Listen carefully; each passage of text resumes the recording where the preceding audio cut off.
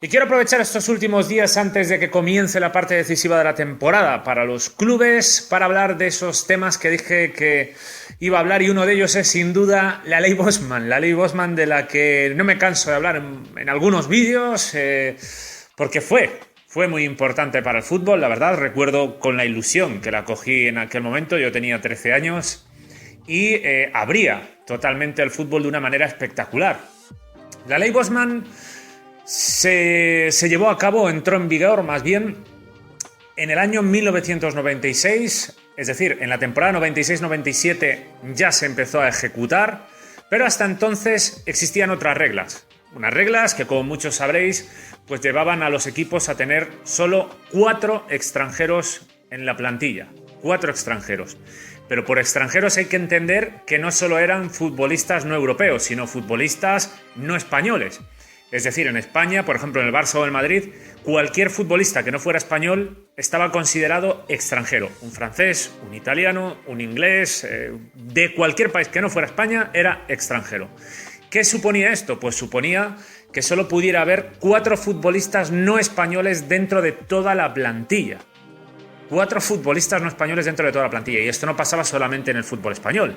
Pasaba en la Serie A italiana, que por aquel entonces era la más potente del fútbol europeo. También pasaba en la Premier, pasaba en la Liga Francesa. Evidentemente, hasta aquel momento el fútbol era muy diferente, porque ligas como la holandesa, como la francesa, la portuguesa, la belga, con el Brujas, el Anderlecht, eran ligas mucho más potentes, porque cada país tenía pues a sus mejores jugadores, ya que los clubes pues solo podían escoger a 4 jugadores de fuera de su país. No les podían, digamos, quitar tantos futbolistas, gracias a que pues había ese límite. Y al mismo tiempo también hay que hablar del cambio que supone la ley Bosman desde el punto de vista económico, porque realmente cambia totalmente el negocio del fútbol. El fútbol ya era un negocio hasta aquel entonces, pero no movía ni remotamente la cantidad de millones que se empezaron a mover a partir de esa temporada 96-97.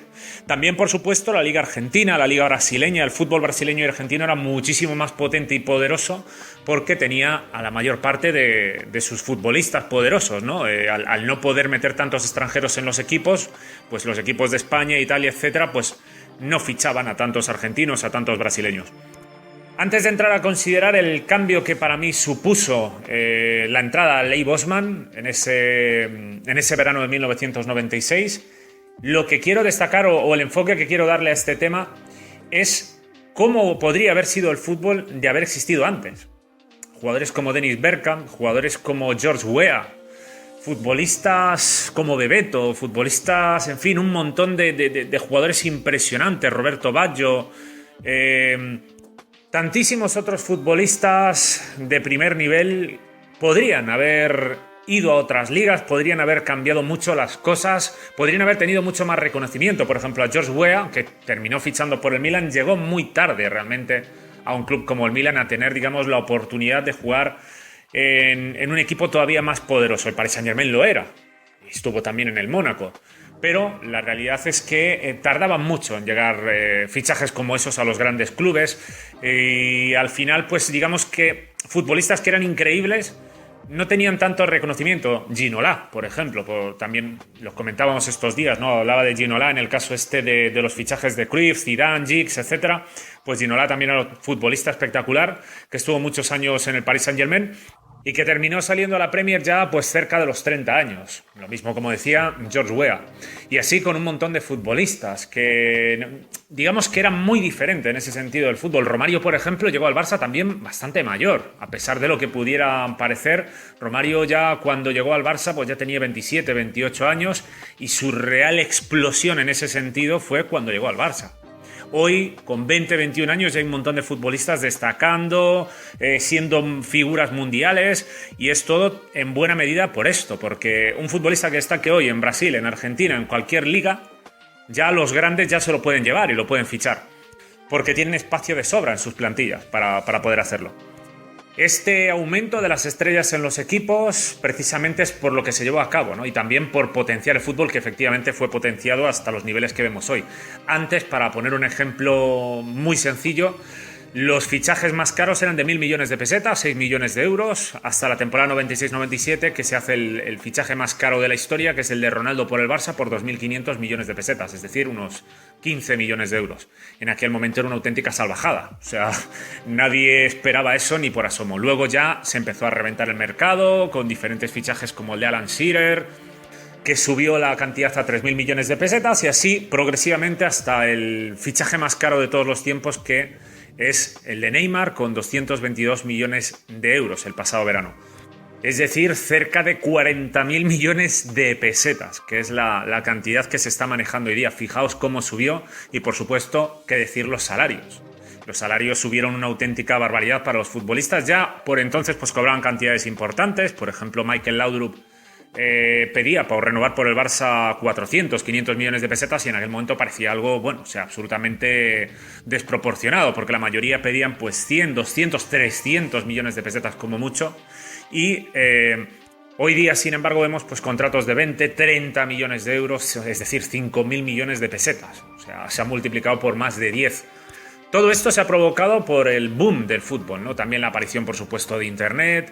Se ha generado un negocio de ello, es completamente lógico y normal. Las televisiones vieron que pues había interés por parte de la gente, lo potenciaron ese interés, y luego a través, pues ya digo, de la aparición de Internet especialmente, se han ido difundiendo los partidos, y hoy día pues ya no es una cosa de Barça-Madrid versión España, la Juve pues Italia. Ahora ya es mundial, el fútbol está totalmente globalizado. En cualquier rincón del planeta te puedes encontrar a culés y madridistas, te puedes encontrar a tifosi de la Juve, te puedes encontrar a aficionados del United, y el fútbol sigue siendo un deporte, al mismo tiempo negocio, que es un negocio en expansión y en crecimiento. Muy probablemente el fútbol como lo conocemos ahora cambie, en cuestión de una década o 2 décadas cambie, hasta el punto de que este Barça, este Madrid, del que todos disfrutamos, esa super rivalidad, quizás en unos años pues desaparezcan. Esto que digo a algunos le puede asombrar un poco, pero yo creo que si ellos encuentran la manera de hacerlo más rentable, sin necesitar de la rivalidad Barça-Madrid, que es una de las razones por las que siempre digo que por mucho que se llegara a independizar Cataluña, da igual, el Barça siempre jugaría en la Liga Española por cuestiones económicas, no solo del Barça, sino del Real Madrid, sino del fútbol español, sino de las televisiones y los medios de comunicación. O sea, destruir esa rivalidad supone destruir una cantidad de millones que nadie va a permitir que se destruya. Sin embargo, quizás en el futuro sepan inventar una Superliga a nivel mundial que permita pues hacer la competición totalmente atractiva a todo el mundo, tener vinculado a todos los aficionados del mundo con nuevos clubes, nuevos nombres, nuevos colores, nuevas reglas, nuevas normas. El fútbol está en continua evolución. Dentro de poco habrá nuevas mejoras, nuevos cambios, nuevas modificaciones en las reglas de las competiciones, y las competiciones siempre están en cambio. La razón por la que suelen tardar estos cambios es porque ellos saben de sobra que hay dinero en juego. Es decir, si se equivocan haciendo una competición que quite interés, por ejemplo, Tebas dijo algo muy interesante y muy cierto, que es que a pocos aficionados les interesaría ver una competición donde el Barça vaya décimo. Imaginaos al Barça décimo a mitad de temporada y una temporada tras otra quedando décimo. Pues pierde el interés millones de personas que van del Barça. Eso supone que gente que veía el fútbol por el Barça a lo mejor deja de verlo. Eso supone pues pérdidas de audiencia. La pérdida de audiencia supone pérdida de patrocinadores. La pérdida de patrocinadores supone pérdida de ingresos. Esto funciona así, es así como va el negocio. Así como la ley Bosman ayudó muchísimo a que creciera todavía más la enorme cantidad de aficionados que había a este deporte. Antes era ya mucho, como digo, el nivel de aficionados que había, pero a partir de esta entrada en vigor de la ley Bosman, pues todo cambió y aumentó, pues eso, la afición hasta los puntos que vemos hoy, ¿no?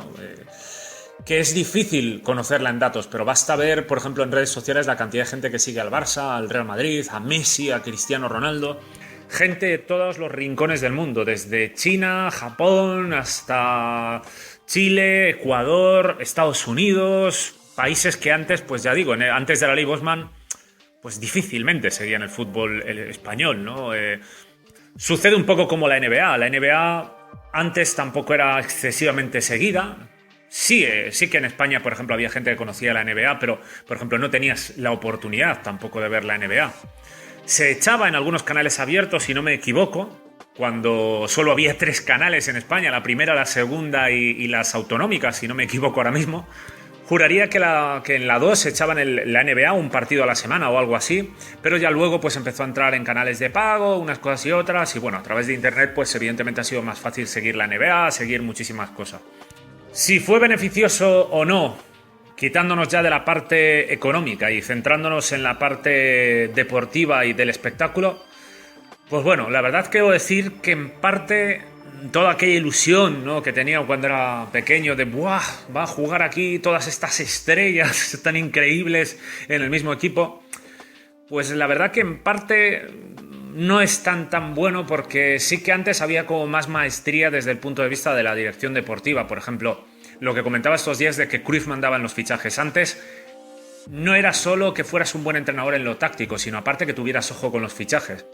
Un entrenador o una dirección deportiva o unos ojeadores que supieran traer a los mejores extracomunitarios podían marcar la diferencia, porque si tú tenías a los mejores de tu país o a varios de los mejores de tu país y por línea le añadías, por ejemplo, a varios de los mejores del mundo, evidentemente ibas a destrozar a los demás, porque estabas consiguiendo a los mejores jugadores y tienes todo muy limitado, a diferencia de hoy que, bueno, pues fichas... ¿Quién está destacando? ¿Está destacando Neymar? Pues nada, está el jeque allí, 222 millones.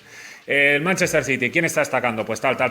Y al final, pues es un monopolio de unos cuantos clubes, el Barça, el Madrid, que también, por supuesto, fichan a golpe de talonario. El Barça le quitó al Borussia Dortmund a Dembélé, al Liverpool le quitó a Coutinho. Pero eso hace pues que se generen estas diferencias, porque a partir de unos, 10, 15 equipos, el resto van careciendo de presupuesto como para poder competir con estos monstruos. O sea, es así.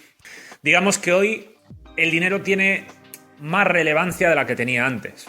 Antes la tenía, evidentemente, porque el Barça y el Madrid seguían mandando, pero por eso se podían colar equipos más medianos en la zona alta, porque si esos equipos medianos fichaban a extranjeros potentes, si tenían buenos ojeadores que decían, pues vamos a fichar estos tres extracomunitarios, conseguían un equipo de muchísima calidad solo con 3-4 modificaciones, y eso permitía pues que las ligas de cada país estuvieran mucho más equilibradas. Y por eso, si revisamos por ejemplo los datos de las ligas anteriores a la ley Bosman, nunca se vio una temporada con 90 puntos o algo así. De hecho, antes pues eran casi todas de promedio 70-80 puntos. Estoy hablando calculándola a 3 puntos, porque recordemos que antes, en la época de Cruyff, por ejemplo, las ligas, las victorias valían 2 puntos, no 3.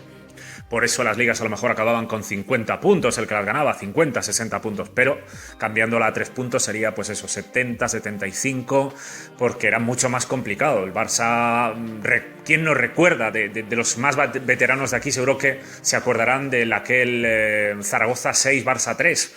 Y no estábamos hablando de un Barça que era una banda, O sea, estábamos hablando del Barça que ganó la Liga temporada 93-94, la última de Cruyff, y que llegó a la final de la Champions. Cuidado.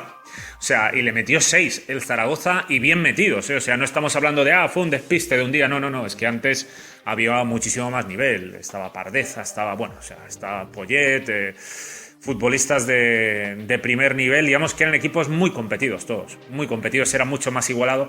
Y no por ello voy a decir que fuera mejor aquel fútbol, ¿no? Tampoco quiero decir que aquello fuera mejor que esto. Este fútbol está muy bien, sigue siendo competido entre los que tienen dinero, entre los que más presupuesto tienen, pero sí que en parte, pues bueno, antes había cosas más que eran más positivas, ahora hay otras cosas que son más positivas que antes. Es difícil decir que fútbol es mejor. Quizás que soy un nostálgico, que le voy a hacer, pero la verdad es que ahora mismo ver muchos partidos que ves al Barça y al Madrid y que juegan contra, pues bueno, el 60-70% de los equipos de la liga y ya sabes que van a ganar, pues desmotiva un poco, ¿no? Desmotiva un poco. Ya ves los partidos con... Incluso cualquier partido ya que no ganan es un fracaso, cuando antes no era así. Antes, si no ganabas un partido, no era el fin del mundo. Se criticaba, pero oye, es lo que hay, porque los rivales tienen nivel. Y de hecho, durante los primeros años de la ley Bosman aún mantuvieron ese nivel, porque más o menos había un equilibrio económico. El Deportivo fichaba jugadores importantes. Recordemos que tuvo a Rivaldo, tuvo a Yalmiña, el Atlético de Madrid tuvo a Vieri, Juninho, futbolistas de muchísimo nivel, ¿no? El Valencia también tuvo jugadores importantes. El Betis llegó a ser capaz de fichar a Denilson por 5.000 millones de pesetas. O sea, una auténtica salvajada en aquel momento, el fichaje más caro del momento, por entonces.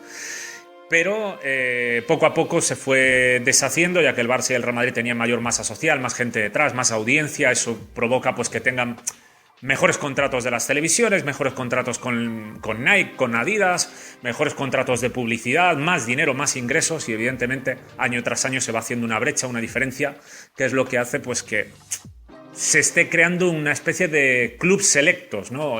Podríamos hablar, ya digo, de 10, 15, 20 clubes a nivel europeo que están muy por encima del resto y que yo imagino que más temprano que tarde se van a acabar adueñando totalmente del fútbol.